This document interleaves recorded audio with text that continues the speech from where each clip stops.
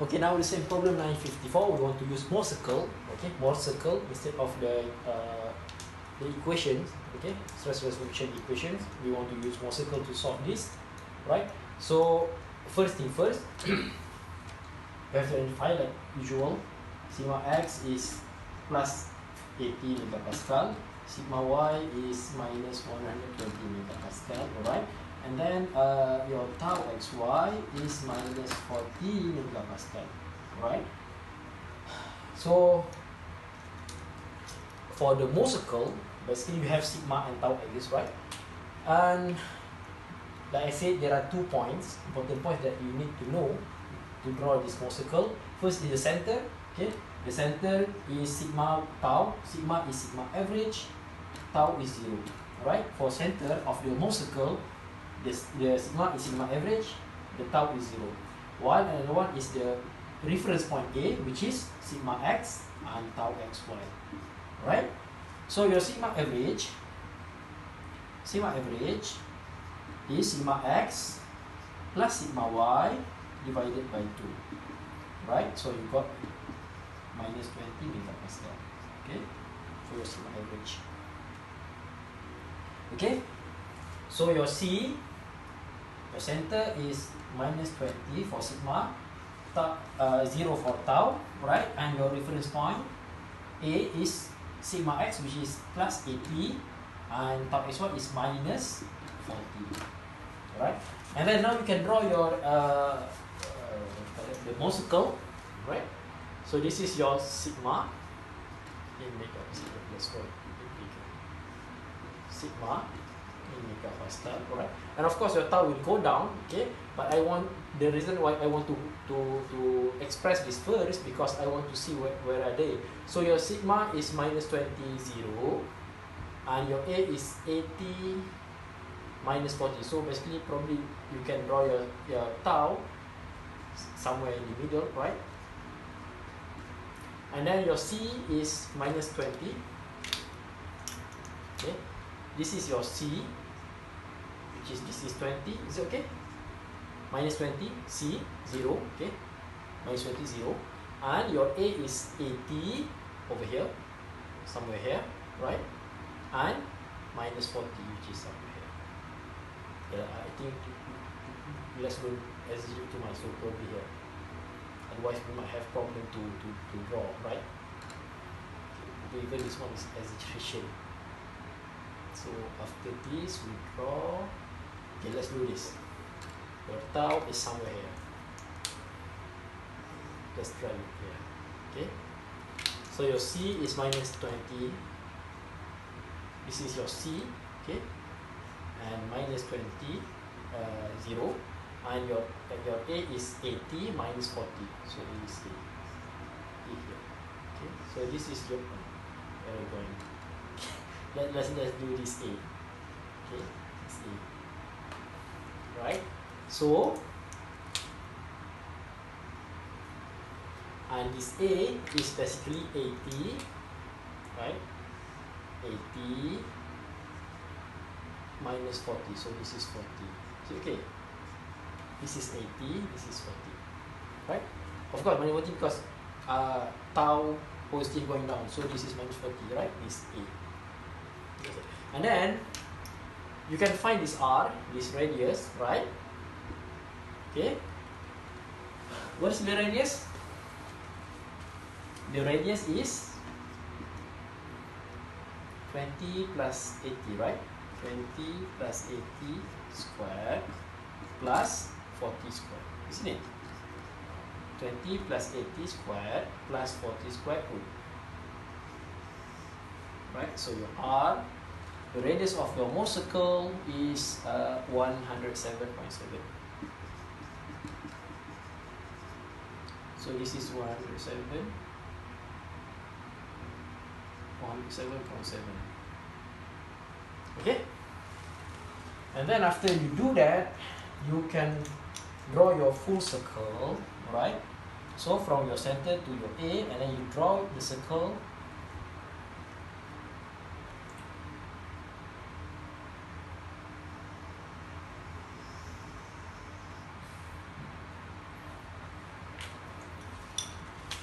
Okay, to have better one, then let's just drag it down. Okay, this is your tau, okay, megapascal, and then of course this is. So when you draw this with your R equals to 107, okay, what did you get? You got this sigma 1, right? This is sigma 1. This is sigma 2, isn't it? And okay, actually again graphical mistake. Okay, and then again of course the maximum, the tau max will tau max in plane will be here, right? So your sigma 1 is here, sigma 2 is here, this is your tau max in plane, and this is your tau max in plane as well, right?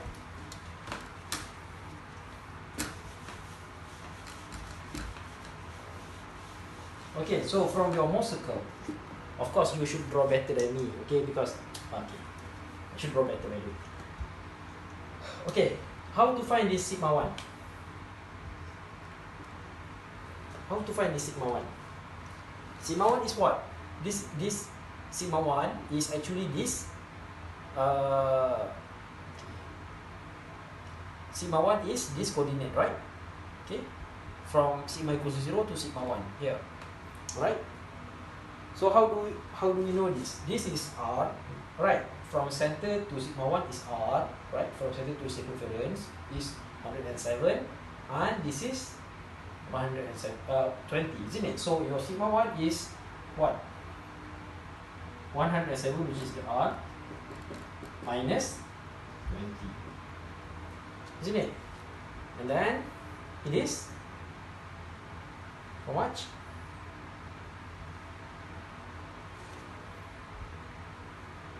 87.7.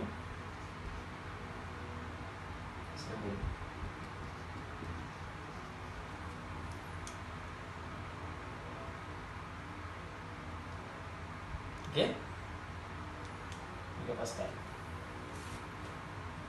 right? And of course your sigma 2, you can see we can calculate your sigma 2 later, but your theta P1 corresponding to sigma 1 is from A to this sigma 1, which is this, isn't it? This one is your theta P1, isn't it? So what is your theta P1? Oh, sorry, this is not your theta P1, this is your 2 theta P1. Okay, remember in your Mohr circle, it is twice of the angle that you want to find. Okay, theta P is the one from your orientation, okay, from your state of stress. In the Mohr circle, it is twice of that angle, right? So it is tangent to theta P1 equals to what? 40 over 100, isn't it? 40 over 80 plus 20. 40 over 100. Right? And then you can do arctangent and then you divide by 2, you got your theta P1 equals to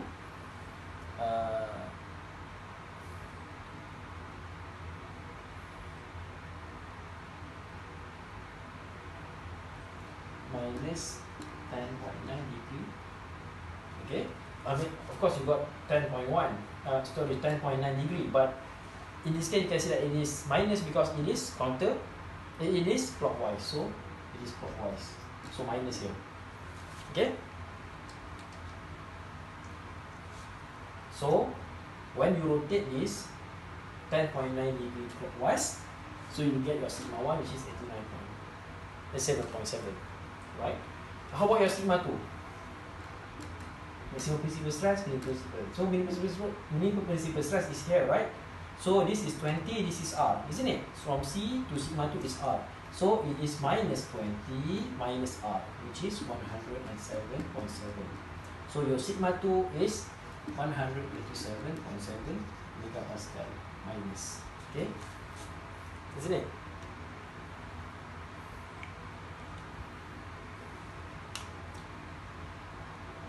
Okay? And then, how about the angle? The angle is, for this sigma 2, you have to rotate from A to sigma 2, isn't it?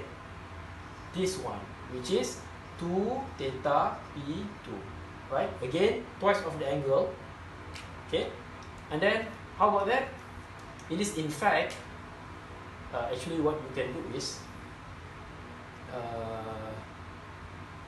okay, so theta P2 is actually, okay, let's see, 2 theta P2, okay, plus 2 theta P1, which is in this case, theta P1 is 109, right? 109, okay, equals to 180 degree. So your theta P2 is, you solve this, and you will get your theta P2 as 79.1 degree, which is in this case counterclockwise, okay, from A to sigma 2, right? Just understand this. This is 180 degree, right? One straight line. So you just subtract this one, which is twice of this, okay, 21.8 from 180 degree, okay, and then you get this angle to theta P2, and then you divide by 2 to get your theta P2. Alright, so what does it mean by this?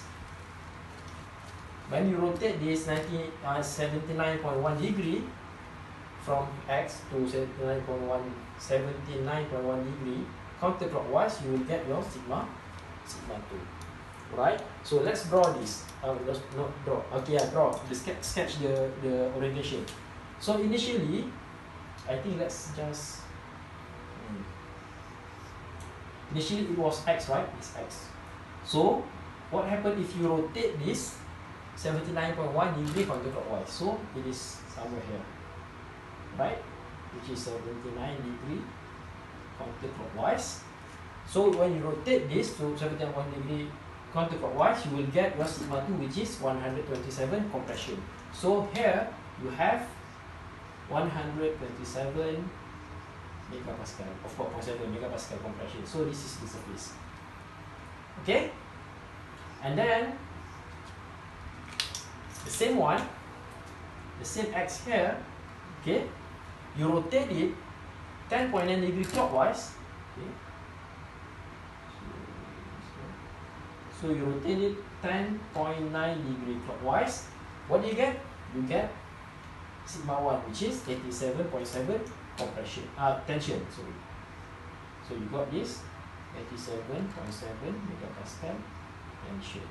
Alright, so of course this 87.7 will be here, 7.7. Right? So this is the state of your principal stress. You rotate this 79.1. Of course, that's the same, right? I mean, these two angles are actually 90 degree, virtually, right? So, of course, between this and this is 90 degree. See that? Okay, so this one is for the principal stresses. How about the maximum in-plane shear stress?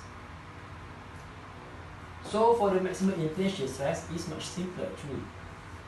Why? The reason is simple. Look at the, take your time, look at the Mohr circle.